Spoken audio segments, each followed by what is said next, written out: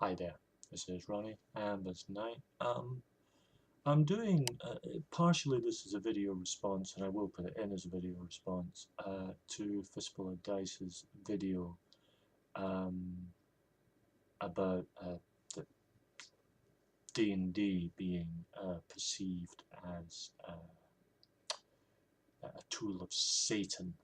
It's a patently absurd notion, but it's one, sadly, that the hobby has had to deal with over the decades. And just to throw in my tuppence worth on it and make some general points. In response to Fistful of Dice video and the father, I absolutely agree that it would have been great if the father had actually stuck around and actually had some questions answered, because to me, the best way to deal with ignorance and bigotry, in some degrees, is to mock the hell out of them, but the more productive and proactive thing to do is to actually educate and get the facts out there. And the fact of the matter is that role-playing games are a wonderfully social activity. You get practical examples of maths, geometry, geography, history, English, or whatever your native tongue is. And they're just great. I mean, for me, I think the brain is a muscle too, and it needs exercised, and I think role-playing games are a wonderful exercise for the mind. A few years ago, 15 odd years ago now, I went into a Christian bookshop here in, well, it was in Ayr, and there was a book there published by the infamous Chick Publications called Stairway to Hell, the well-designed destruction of our teens,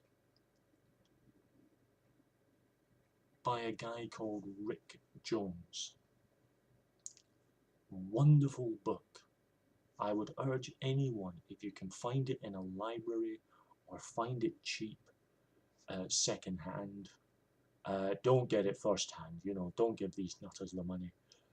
Buy it second hand. Because I swear you will not find a comedy book as funny as this. It's patently absurd. But there is a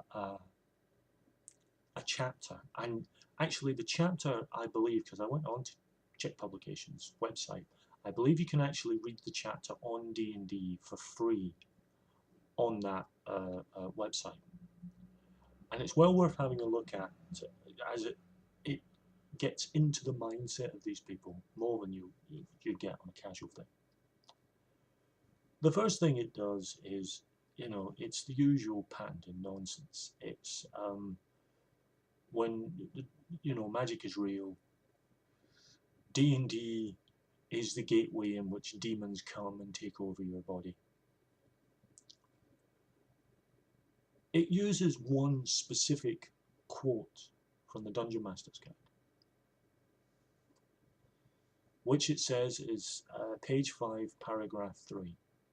Now, for those playing at home, this is the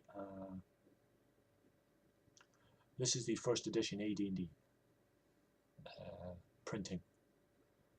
Now, if you go to the first edition AD&D and go to page 5, you will find that there are only 2 paragraphs there. The paragraph 3 that it's quoting from is page 15. Now, that's a typo. But the paragraph 3 quote, and I can't remember it all, I'm not going to their site to quote it, but it's a misquote.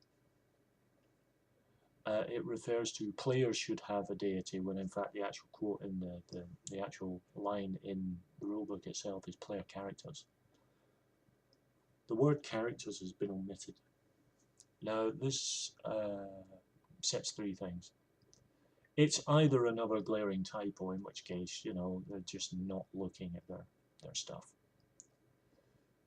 2, Rick Jones doesn't understand the difference between a player and a player character, which shows an immense amount of ignorance on his subject matter, blatantly. Or 3, he understands enough about role-playing games to know that there is a difference between player and player character, but realizes that by omitting the word character, it makes his case sound more ominous. The first one is just blatantly, bad editing. The second one is just blatant ignorance. And the third one is something far more sinister. The sum total of it, regardless, is a terrible misquote used to try and justify a very flaky premise. And the rest of the chapter is equally nonsensical. For anyone who's actually played a role-playing game, they'll see right through the chapter as just scaremongering from people who don't know what they're talking about. But this is coming from an author who, in one of the other chapters, talks about drug abuse. Now, drug abuse is not something to be taken lightly.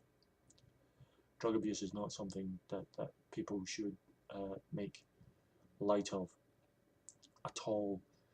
And yet this guy proceeds to say that drugs aren't addictive. That's right, folks. According to Rick Jones, drugs are not addictive. It's the demons inside you that make you want to take more drugs. Yes, they really are that stupid. But as I say, you gotta read this book. It has a wonderful chapter on heavy metal, which actually states that you can tell that someone is possessed by a demon. And how you can tell this? If you take all their music away, they will get angry. Well, of course they're going to get fucking angry. My mother listens to country and western. If I suddenly deprived her of all her, I suddenly took away all her country and western music, you better believe she'd get fucking pissed off. It's just absurd. But as I say, it's worth checking out just for hilarity. But on D&D, and I will admit that I played one game of AD&D. Most of my D&D playing was basic Dungeons and Dragons, and I've since moved on to other fantasy games. I don't, apart from maybe a little bit of a nostalgia kick, I don't see me ever actually playing D&D again, or running D&D again. I have no interest in 4th edition, and I've got 3.5, but it was sort of gotten second hand. I had a look through it and I went, I got better systems.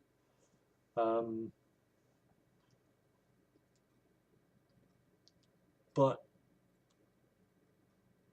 the positives